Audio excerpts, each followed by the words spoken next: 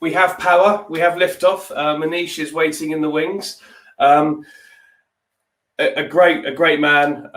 Somebody I look up to. I met him in our first ever event many years ago down in Sydney, overlooking the harbour. It was an incredible day, one that will live long in my memory. And I've been looking for an opportunity for him to say yes to working with me again ever since. So it's a great pleasure that I introduce our next speaker, Muneesh Wadhwa. In his own words, Muneesh is obsessed with the idea of how we can support businesses to do more good for people and the planet. He believes the reason societal challenges still persist is not due to lack of the resources, but due to lack of inclusive leadership, low employee engagement, and limited collaboration between corporate and the not-for-profit sector. I think his mission is to engage every employee with a sense of purpose and to build their inclusive leadership capability by solving business challenges for charities. I will let him talk to you about his own mission, and I'm going to welcome into the chat Muneesh. Hello. Hey, how are you? Good day, Matt. Thanks for having me. Yeah, thank you. I remember having a juice in Surrey Hill. Yeah, that was scary, I tell you. That was scary. Juice diet since then. So. Yeah, it just died on me, literally died on me. My laptop just crashed 30 seconds before you're going to get me on. So it was interesting. That's all right. I've just brought up your deck. You'll be in total control of that. I will leave you to take us through your talk and then come back a little bit later for some questions. Awesome. Thanks so much, Matt. Thanks. You're really grateful for the opportunity. Good morning, everyone, or rather good afternoon. It's 12:15 in Sydney. Wherever you are, welcome. Really grateful, and thank you so much for giving me your time today to listen to hearing my story and what we're all about. I'm sure wherever you're logging on from all over the world. I really want to make this interactive as possible. I know that we are on a chat sort of format, but it would be great for you to throw questions on me as we go rather than wait for me till the end, because I really want to have a dialogue versus a one-way conversation, which typically virtual events tend to be a lot of one-way. So if you can chat and throw in some questions earlier versus later, that'll be awesome. So Humanity in Business is basically an events organization. We've been pretty badly disrupted since COVID. We were very much prior to COVID focused on leadership is really what we're all about. And over the 7 years of working in the space of organizing leadership events, I've come across innumerable events we've hosted around leadership, and also heard innumerable consultants and also corporate leaders talking about what great leadership looks like. And I've seen different frameworks of all sorts of consultants out there who got some amazing thought leadership around how to build leadership capability. And having watched all of that and hearing all of that, one of the things that I've came up to a conclusion after 7 years of organizing those events, we did events around customer-centric leadership, authentic leadership, mindful leadership, purposeful leadership, change leadership, project leadership, and customer-centric as well, which I mentioned, was that the best way to learn is by doing, or action learning is what we call it. And hence, over time, as I looked at understanding deeper around what L&D looks like, and what makes great workplaces by listening to so many leaders and consultants speak at my events, I realized that the real powerful way of it is actually versus listening to frameworks or having these exercises that a lot of people do within their workshops for leadership development. I realized that the real learning actually happens when you're solving a problem. And this came to me with as I started coming across doing some work around purpose, and the thing which I'm really passionate about is creating purposeful organizations and organizations that do more for humanity and the planet and people and planet. I realized that the most effective way of learning is through action learning, which is actually solving a problem and learning through that. And so we kind of moved away from the traditional events and having speakers and having our own, inviting consultants to share their stories, which we might get back into again. But what we've decided to come up with is, and looked at doing some research around the world, we realized that by solving a real world problem, the effect of learning is actually more powerful. And the way we did that was we actually invited a not-for-profit, or a couple of not-for-profits to work with employees and solve a business problem for a not-for-profit, not a social problem, not like trying to eradicate hunger or trying to plant more trees, but actually using the employee skills to solve a business problem for not-for-profits in marketing, finance, HR, tech, whatever that may be. And that's really what we do. We not just looking at employee volunteering, but it becomes a part of embedding L&D and pro bono together. So in terms of the next, the slide which I wanted to share with you was really around, I guess, what does it look like and what does that program look like? So we did a bit of, this is the kind of slide that's pretty much been creating us, giving us the inspiration in terms of what pro bono is able to do and how we can achieve HR objectives. So if you look at this slide, we're looking at how we can attract talent, develop talent, and promote and retain talent through pro bono. Pro bono, in this case, would be the fact that we are actually engaging the not-for-profit sector and helping them out with a problem. And the key is also around diversity and inclusion, which is a big one, which I've highlighted at the bottom.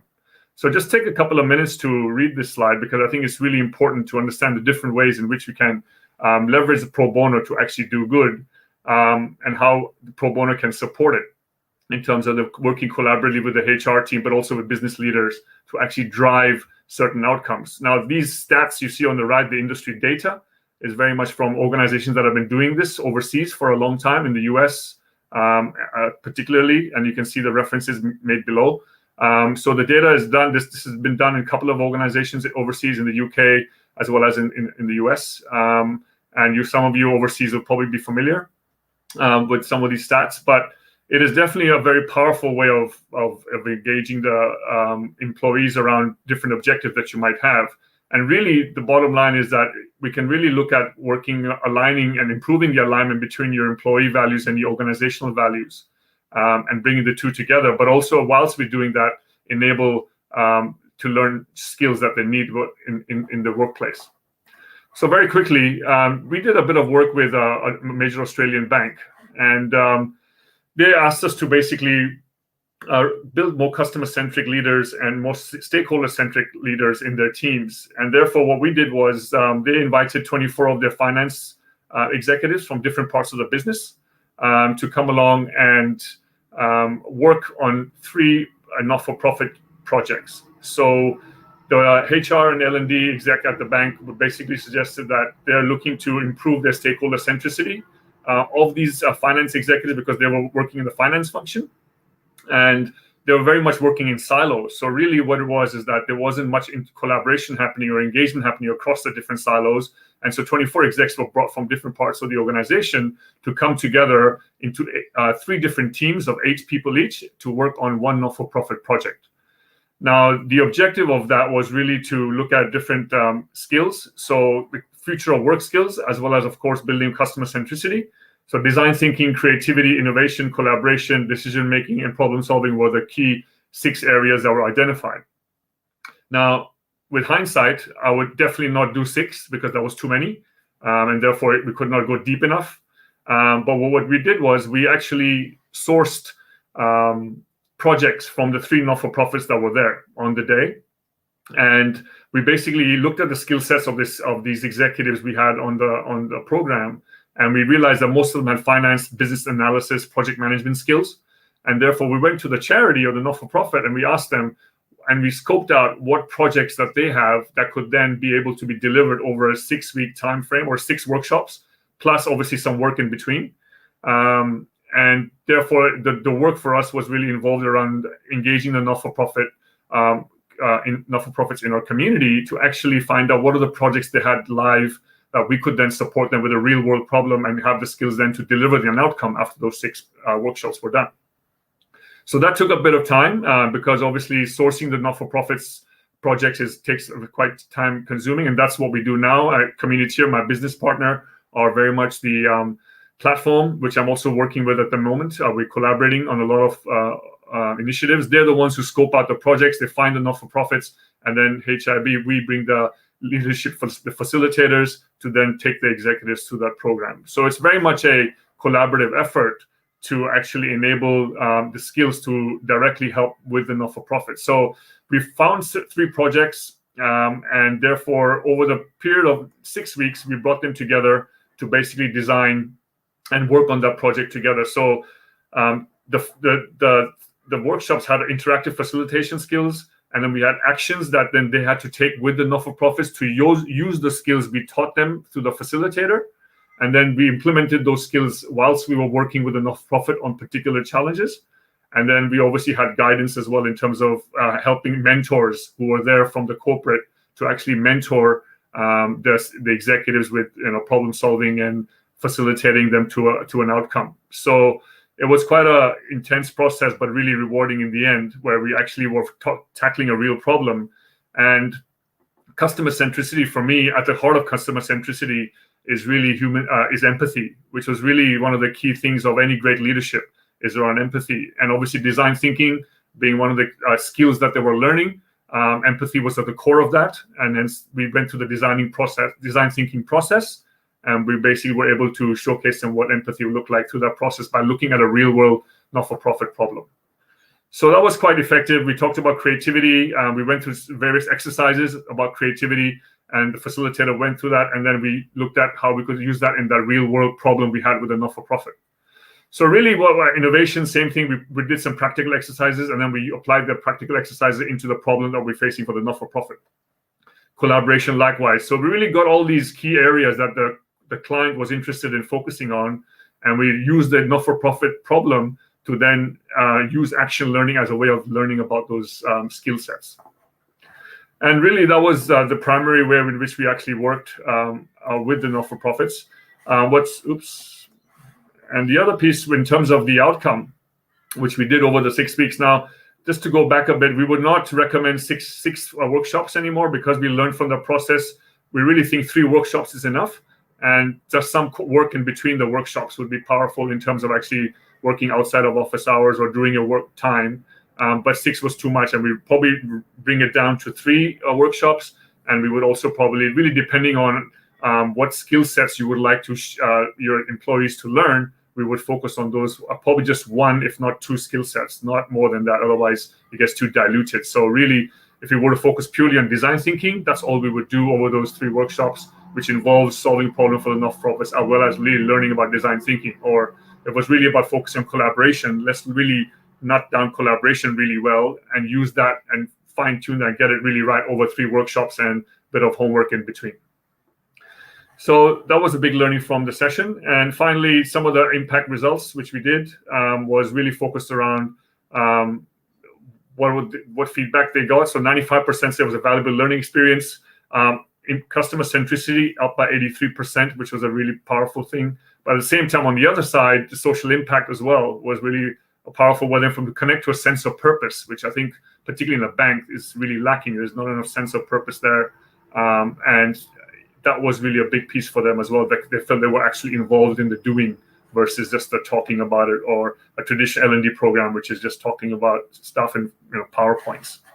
So that was really the benefit, the value we got, and that was the results we got from it. And obviously some testimonials there from the different stakeholders there. I think it was really about giving them a more insight into the not-for-profit sector. And the problems that you tend to solve with not-for-profits is actually more complex, because there's a social element to it. And therefore, it challenges your thinking beyond the traditional environment of the corporate landscape. So really recommend that it stretches their thinking, which we find that quite useful and quite powerful way of actually learning, rather than just doing something which is a generic exercise. When you apply it to a real world problem, you start to realize how it actually works, which was really what the value was there.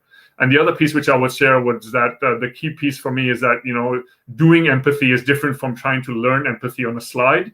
When you hear a not-for-profit's purpose and how they're solving a social problem, what it is, really to try to solve a problem for a social issue, such as creating a business plan for a domestic violence shelter, and understanding the customer, what it is like to be a domestic violence victim, is a different level altogether. And that problem you probably will not ever see in a corporate environment. Hence, it was quite a powerful way of, truly getting them to see what's it like to be in somebody else's shoes when you're trying to deal with that problem yourself. So I want to go into more. I'm more interested in questions, and really keen to get your feedback if there's any questions you have on that. But that's me for now. Thank you very much for giving me the opportunity, particularly to Matt. But I'd love to hear any questions or any things you have that I can share with you from our experience. Thank you so much, Muneesh. How did you get into this line? Well, mate, like I said, 7 years of organizing events before you came along I was doing all sorts of events, and I realized that, I can't talk about purpose with slides. As much as we have inspiring CEOs and inspiring business leaders talking about purpose, that really doesn't really do anything from a person who's trying to feel a sense of purpose. And how do we truly get people to actually connect to that purpose? And the only way really is a not-for-profit sector. I can't think of any other way. So we got to put the social problem in people's face. And that's what I learned, that the traditional PowerPoints and the traditional frameworks are not as effective to connect to a sense of purpose. Do you think the events over the past 12 months are making this more prominent? People are looking absolutely. I think people have become more aware of what's going on in the world. The bushfires, obviously, last year was a massive wake-up call for a lot of people. Felt really helpless. What can I do? What can I do? And it's like, well, how about using your skills to do good? So that was a big one. And I think this year, and with COVID as well, last year as well, people have become definitely far more conscious, socially conscious, and aware of their environment and aware of the social causes, the issues that are out there. And how would somebody go about starting to put this together, other than using somebody like yourself? How would? Well, absolutely. I mean, you talk to your not-for-profit partner if you have one. It takes a bit of time to scope out the challenge. I think that's where the effort goes, and having the not-for-profit to have the bandwidth to come and spend some time with you guys, with you guys, and kind of extract the project from the not-for-profit leader. Ideally, you want a senior leader from the not-for-profit sector, and so that they know, they have an insight across the business, so they know what kind of problems the business is facing, so then they can put forward that problem to the team, to then be able to solve. And so scoping that is probably where it gets tricky, but you could probably get a business analyst from your organization to kind of help scope that project and really deliver it amongst you. And then a facilitator from HR or from the business can basically take them through the process over how many other workshops. And you can do it as a hackathon, a one-day thing, which is purely a problem-solving day, or you can stretch it out to a more L&D format, which is over time, half-day workshops, etc. And going even one step further back, if you identified somebody you want to work with, how would you best reach out to a non-profit partner, future potential non-profit partner, in your experience? Well, most companies typically have a not-for-profit partner. A lot of the larger organizations have companies they help out with. Lots of so really reaching out to them, but employees typically have always a cause they're passionate about. So if there's somebody within the employee group that has a cause they're passionate about, reach out to them. They will then, I'm sure they've got a cause. Somebody's passionate about breast cancer, somebody's passionate about heart condition. There's poverty, homelessness, all sorts. So that passionate person who probably has a cause would probably know a not-for-profit that you can bring in and basically say, how can we help you with any of your projects that you're struggling with, and really get them to tell you what they need help with. And finally, putting you on the spot, what's the best experience you've had in doing what you've been doing over the past few years? What's the biggest impact you feel like you've had along the way? Well, I think for me, it's been really empowering the not-for-profits. Like, I know it's not the same as planting trees, but the reality is that there's not many opportunities to do that. So particularly in the COVID time. So for me, it's almost best experiences using my skills as a connector to be able to, or as a facilitator to actually be able to empower the not-for-profit to be more sustainable, rather than going and raising, giving out brochures to people on the streets or whatever the unskilled volunteering is called. Using my skills of some use, and I find that extremely rewarding. To be able to actually use what I have and be able to actually make a difference to make that not-for-profit more sustainable versus a one-off where they might use it and then it's done. To create a brand strategy for a not-for-profit is far more engaging, because they can use that over a period of a year to get more funds, to get more volunteers. Creating a tech platform is much more rewarding because they can use that platform forever, if that makes sense. And those strategies that might have start for 1 year, they spark other ideas that last for a lot longer than that. So. Correct. And also, if you want to just give your time and do good, the community platform is free for individuals who can just jump on there and log on to Community and choose the project you want to help out. So there's no cost involved in that. You can do that on your own time and just volunteer for that basis. But if you want it for a corporate perspective, then that's different, of course. Well, we'll get that link off you as well, because we'll put that on the video, the blog that goes with your video after the Inspirathon's done. So I think there'll be lots of people who want to look that up on a personal basis. For now, though, as I say, awesome. no means least in Australasia. So thank you so much for closing our region.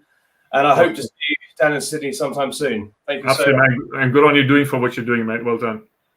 Thanks. All right, take care. Take care, guys.